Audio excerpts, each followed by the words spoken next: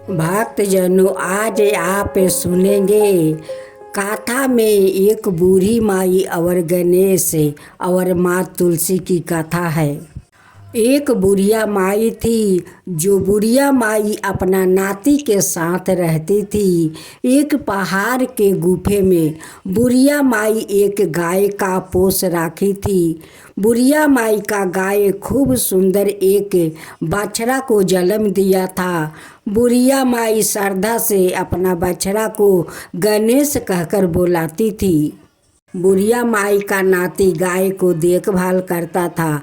बुढ़िया माई सुबह का दूध को सारा दूध में खीर बना देती थी। जब खीर तैयार हो जाता तो एक थाला में निकाल देती और कहती कि आजा गणेश, खीर तैयार है, खा जा।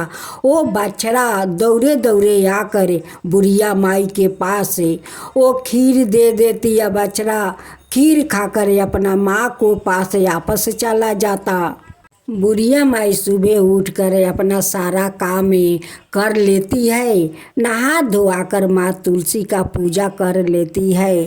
तब जाकर वो खीर बनाती है। उसी समय गणेश भगवान माता पार्वती के साथ उसी पहाड़ के ऊपर घूम रहे थे। बुढ़िया माई खीर बनाकर थाला में निकाल देती है और अपना गणेश को बुलाती है। कहती है कि आजा गणेश, खीर तैयार है, खा जा। गणेश को लगा कि इस बुढ़िया माई मुझे बुलाती है। गणेश अपना माता से कहते हैं कि माँ, तुम आगे चलो, मैं आता हूँ। उसी समय गणेश भगवान एक बूढ़ा का भेष धारण करते हैं। एक काख में झोली झूला लेते हैं और झोला लेकर हाथ में लाठी लेकर उस बुढ़िया के पास जाते हैं। जाकर देखते हैं कि बुढ़िया माई तो खीर बना कर राखी है और अपना बछड़ा के नाम गणेश राखी है। इस बछड़ा को गणेश कहकर बुलाती है और बछड़ा दौड़े दौड़े आकर खीर खाकर चला जाता है। खीर का गंध इतना अच्छा है तो खाने में कितना स्वादिष्ट होगा। बुढ़िया माई का काम करते हुए देखकर तुलसी माता का बुढ़िया माई पर बहुत दया आ जाता। वो कहने लगती कि बुढ़िया माई सुबह उठ कर हमारा पूजा करती है, इतना सेवा करती है, गाय को खीर बनाकर खिलाती है, इतना सारा काम अकेले करती है, क्यों ना मैं आकर इनकी सारे काम कर दूं। एक दिन माँ तुलसी सुबह आती है और बुढ़िया माई सो रही थी। उसी समय सारा काम करके चली जाती है। जब बुढ़िया माई का अंगी टूटा तो वो देखती है कि मेरे घर के तो सारा काम हो चुका है, आए कौन आकर कर जाता है। लगता है मेरे नाती ये सारे काम कर लेता है। नाती से कहती है कि बेटा, तू तो आज बहुत सुबह सुबह उठ गया और घर के सारा काम कर लिया। नाती कहता है कि नहीं नानी माँ, मैं तो अभी अभी उठी हूँ, मैं घर के काम कहाँ किया, नहीं किया। भेष रूपी गणेश जी कहते हैं कि ये तो काम आकर तुलसी कर जाती है। उस खीर को देखकर गणेश जी सोचने लगे कि मैं इस खीर को कैसे खाऊं, क्या करूं कि इस खीर को मैं खा सकूं। उस गणेश का दिमाग में एक ख्याल आया कि क्यों ना गाय माता का बछड़ा का रूप धारण करके और उस खीर को मैं जाकर खा लूं। उसका दूसरा दिन गणेश आकर उसी पहाड़ के ऊपर बैठा था और देख रहा था कि बुढ़िया माई खीर बना रही है। जब बुढ़िया माई का खीर तैयार हो गया और वो थाला में निकाल रही थी, तब गणेश जी कहने लगे कि चलो अब खीर तो खाना ही होगा। उसी गाय माता का बछड़ा का रूप धारण करते हैं और बुढ़िया माई जैसे बुलाती है कि गणेश आजा, खीर तैयार है, खा जा। वो जाकर बछड़े के रूप धारण करते हुए और सारे खीर खा लेते हैं। गणेश गाय के पास जाते हैं और गाय माता से कहते हैं कि गाय माता मुझे माफ़ कर देना, मैं आपका बच्चे के हिस्सा खीर मैं खा लेता हूँ। आपका बच्चे का रूप धारण करके मैं जाकर खीर खा लेता हूँ। अपना बच्चा को पेट भर के दूध पिला देना। बुढ़िया माई इतना स्वादिष्ट खीर बनाती है कि खीर बगैर मैं रह नहीं सकता हूँ। मैं क्या करूँ, आपका बछड़ा का रूप धारण करना पड़ता है। उस खीर के स्वाद लेने के लिए आपका बछड़ा का रूप धारण करना पड़ता है। मैं ऐसे नहीं करूँगा तो वो बुढ़िया माई मुझे खीर नहीं देगी। तुलसी माता का गणेश जी का ये रूप अच्छा नहीं लगता था। वो कहती है कि गणेश मैं क्या करूं, तुम्हें तो छू भी नहीं सकता हूं और नहीं तुम्हें उस खीर को निकाल को दे सकती हूं, क्योंकि मैं तुलसी हूँ, आपका छू भी नहीं सकती हूँ, नहीं कुछ आपके लिए कर सकती हूँ। आप क्यों नहीं बुढ़िया माई को दर्शन देते हैं। आप अपना रूप में आ जाइए और उस बूढ़ी माई को दर्शन दे दीजिए। बूढ़ी माई देखिए आपको खुद वो खीर बनाकर रोज खिलाया करेगी। आपको कभी बछड़ा का रूप धारण करना नहीं पड़ेगा। बूढ़ी माई और श्रद्धा भक्ति से आपको बहुत कुछ लड्डू मोदक खीर सब कुछ दे सकती है। बुढ़िया माई को तो मन में बहुत श्रद्धा है, देवी देवताओं को प्रति बहुत श्रद्धा है।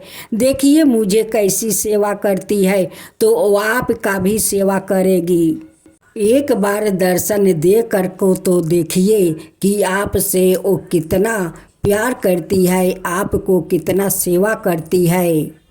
बुढ़िया माई तो बहुत श्रद्धालु है और उनकी श्रद्धा भक्ति देख कर तो मैं आकर उनकी घर के काम कर देती हूँ। बुढ़िया माई एक दिन सुबह उठती है, अपना घर के सारे काम कर लेती है, नहा धोआ कर माँ तुलसी का पूजा कर लेती है, अपना गाय को दूध दूह कर वो खीर बनाती है। जैसे खीर तैयार हो जाता है वो थाला में निकाल देती है। वैसे ही गणेश भगवान अपना रूप में आकर वहाँ पर बैठ जाते हैं और खीर खाने लगते हैं। ये अद्भुत लीला देखकर बुढ़िया माई तो गणेश भगवान पर बहुत प्रसन्न हो जाती है और हाथ जोड़कर कहती है कि भगवान आप आकर मेरे बनाए हुए खीर खाते हैं, आपको मेरा खीर बहुत पसंद है।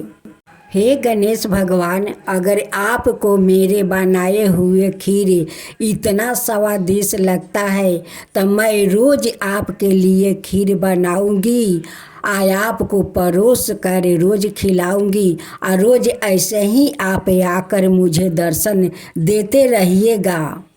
अब तो बुढ़िया माई गणेश भगवान के भी भक्त बन गई, उन्हें रोज खीर बनाकर भोग लगाने लगी। अब तो अच्छा से अच्छा लड्डू मोदक लाकर उन्हें भोग लगाने लगी, उन्हें पूजा करने लगी। तब माँ तुलसी कहती है कि गणेश जी देखिए बूढ़ी माई को श्रद्धा भक्ति देखिए, ये कितना श्रद्धालु है, देखिए आपको कैसे श्रद्धा भक्ति से सेवा करती है, पूजा पाठ करती है। गणेश कहते हैं कि तुलसी तुम ठीक कह रही हो, अब तो मैं रोज बुढ़िया माई को अपना असली रूप में आऊँगा और उन्हें रोज दर्शन दूंगा और रोज बुढ़िया माई मुझे खीर बनाकर ऐसे ही खिलाया करेगी। एक दिन तो तुलसी माता भी बूढ़ी माई को साक्षात आकर दर्शन देती है। तब गणेश भगवान कहते हैं कि माई ये तुलसी तो आकर आपका घर के काम भी कर जाती है। गणेश भगवान कहते हैं कि माई तेरा श्रद्धा भक्ति देखकर तो मैं बहुत प्रसन्न हूँ, आज तू मुझसे कोई वरदान मांग ले। बुढ़िया माई कहती है कि गणेश भगवान मैं क्या मांगूं, मेरा तो बयस हो गया है, मैं तो कुछ दिन में ऊपर चली जाऊंगी। गणेश जी कहते हैं कि माई कुछ मांग लो। तब बुढ़िया माई कहती है कि हे गणेश भगवान, अगर कुछ देना चाहते हैं तो मुझे वैकुंठ धाम का आशीर्वाद दीजिए कि मैं वैकुंठ धाम जाऊं। माँ तुलसी कहती है कि माई, वैकुंठ धाम जाने से पहले तू मेरा एक पाता मुख में राख लेना और राख कर वैकुंठ धाम चली जाना। माँ तुलसी और गणेश भगवान अंतर्ध्यान हो जाते हैं। हे गणेश भगवान, हे माँ तुलसी, जैसे आप उस बुढ़िया माई पर आप कृपा किया वैसा ही सबका ऊपर कृपा कीजिए। हे तुलसी माता, हे गणेश भगवान, सबका ऊपर कृपा कीजिए। गणेश जी की जय हो, गणेश जी की जय हो, माता तुलसी की जय हो, माता तुलसी की जय हो। एक चौकी पर तुलसी का पौधा और दूसरी चौकी पर शालिग्राम को स्थापित करें। इसके बाद बगल में एक जल भरा कलश रखें और उसके ऊपर आम के 5 पत्ते रखें। तुलसी के गमले में गेरू लगाए और घी का दीप जलाए। फिर तुलसी और शालिग्राम पर गंगा जल का छिड़काव करे और रोली चंदन का टीका लगाए। भक्तजनों, आज आप सुने तुलसी और जलंधर की व्रत कथा। दैत्यराज कलनेमी की कन्या बिंदा का विवाह जलंधर से हुआ। जलंधर महाराक्षस था। अपनी साता के मध्य में चूरी उसने माता लक्ष्मी को पाने की कामना से युद्ध किया, परंतु समुद्र से ही उत्पन्न होने के कारण माता लक्ष्मी ने उसे अपना भाई के रूप में स्वीकार किया। वहाँ से पराजित होकर वो देवी पार्वती को पाने की लालसा से कैलाश पर्वत पर गया। भगवान देवाधिदेव शिव का ही रूप धारण कर माता पार्वती के समीप गया, परंतु माँ ने अपने योग बल से उसे तुरंत पहचान लेती है, वहाँ से अंतर्ध्यान हो जाती है। देवी पार्वती ने क्रोध होकर सारा वृत्तांत भगवान विष्णु को सुनाती है। जलंधर की पत्नी बिंदा अत्यंत पतिव्रता स्त्री थी। उसकी पतिव्रता धर्म की शक्ति से जलंधर ने तो ना मारा जाता है और ना ही पराजित होता है। इसलिए जलंधर का नाश करने के लिए बिंदा के पतिव्रता धर्म को भंग करना बहुत आवश्यक था। इसी कारण भगवान विष्णु ऋषि का भेष धारण करते हैं। वन में जा पहुँचे जहाँ बिंदा अकेली भ्रमण कर रही है। भगवान के साथ 2 मायावीर राक्षस भी थे, जिन्हें देखकर बिंदा भयभीत हो गई। ऋषि ने बिंदा के सामने पल में दोनों को भस्म कर दिया। उनकी शक्ति देखकर बिंदा ने कैलाश पर्वत पर महादेव के साथ युद्ध कर रहे अपने पति जलंधर के बारे में पूछा। ऋषि ने अपना माया जाल से 2 बांदर प्रकट किया। एक बांदर के हाथ में जलंधर का सिर था और दूसरे के हाथ में धैर्य था। अपने पति की यह दशा देखकर बिंदा मूर्छित होकर गिर पड़ी। होश में आने पर उन्होंने ऋषि रूपी भगवान से विनती की कि वो उसके पति को जीवित करे। भगवान ने अपनी माया से पूर्ण जलंधर का सिर धड़ से जोड़ दिया और सवाए भी वो उसी शरीर में प्रवेश कर गया। बिंदा को इस छल का तनिक भी आभास ना हुआ। जलंधर ने बने भगवान के साथ बिंदा पतिव्रता का व्यवहार करने लगी, जिससे उसका पतिव्रता भंग हो गया। ऐसे होते ही बिंदा का पति जलंधर युद्ध में हार गया। इस सारी लीला का जब बिंदा को पता चला तो उसने क्रोध होकर भगवान विष्णु को हृदयहीन शील होने का श्राप दे दिया। अपने भक्त के श्राप को भगवान विष्णु ने स्वीकार किया और शालिग्राम में पत्थर बन गया। दृष्टि के पालनकर्ता के पत्थर बन जाने से ब्रह्मांड में अंश तुलन की स्थिति हो गई। यह देख कर सभी देवी देवताओं ने बिंदा से प्रार्थना की, ओ भगवान विष्णु को श्राप से मुक्त कर दे। बिंदा ने भगवान विष्णु को श्राप तो दे दिया, सवाए आत्मदाह भी कर लिया। जहाँ बिंदा भस्म हुई वहाँ तुलसी का पौधा उग गया। भगवान विष्णु ने बिंदा से कहा, हे बिंदा, तुम अपने सतीव्रता के कारण मुझे लक्ष्मी से भी अधिक प्रिय हो गई हो। अब तुम तुलसी के रूप में सदा मेरे साथ रहोगी।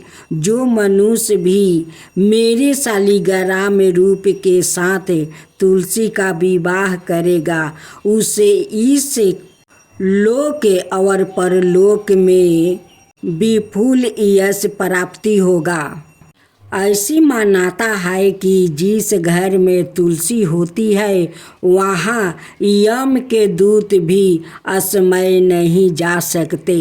मृत्यु के समय जिसके प्राण मंजीरी रहती है, तुलसी और गंगा जल मुख में राख कर निगल जाते हैं, वो पापों से मुक्ति होकर वैकुंठ धाम को प्राप्ति होता है। जो मनुष्य तुलसी औलों की छाया में अपनी पितरों का श्राद्ध करता है उसके पितरों मोक्ष को प्राप्ति हो जाते हैं। भक्त जनों, आज आप सुने पहला माँ तुलसी का भजन, उसका बाद माँ तुलसी का कथा सुने।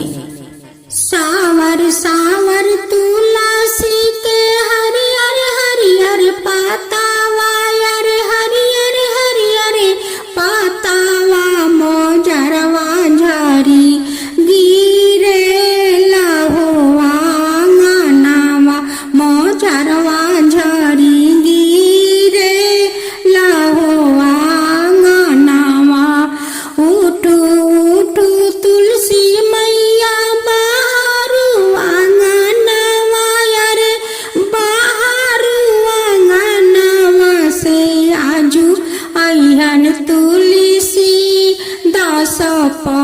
पहुनावा से आजू अहन तुलसी दास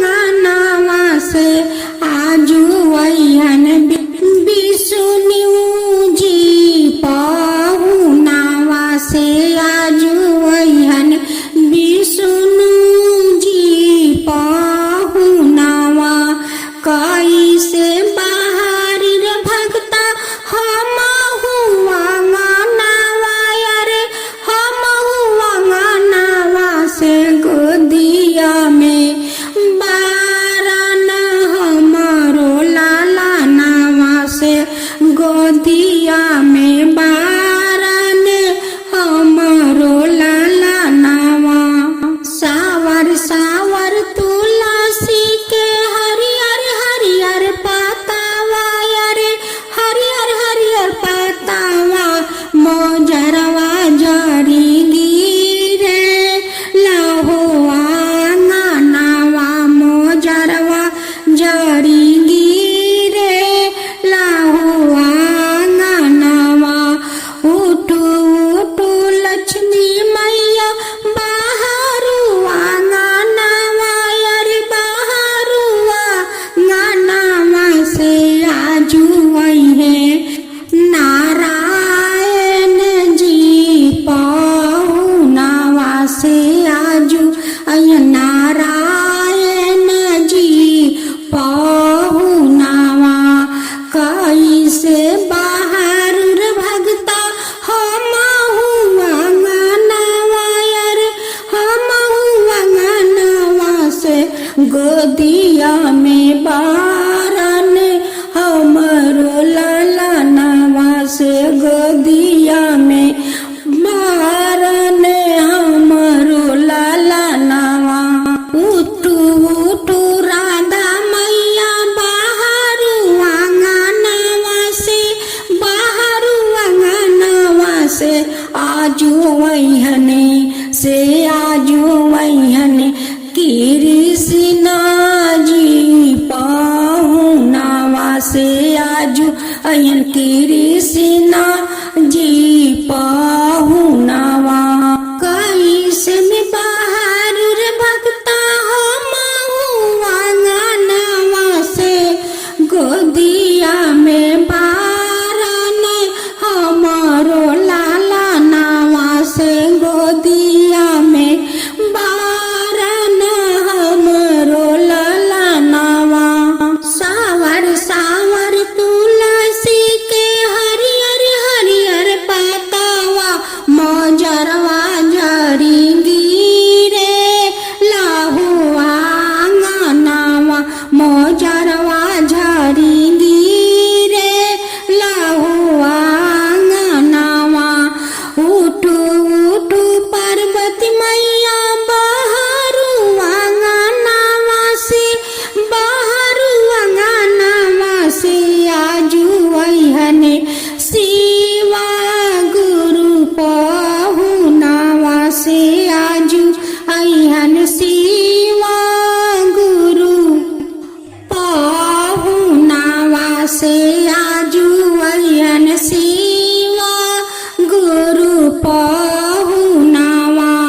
कैसे बाहर रे भगता हम हुआ नावा अरे हम हुआ नावा से गोदिया में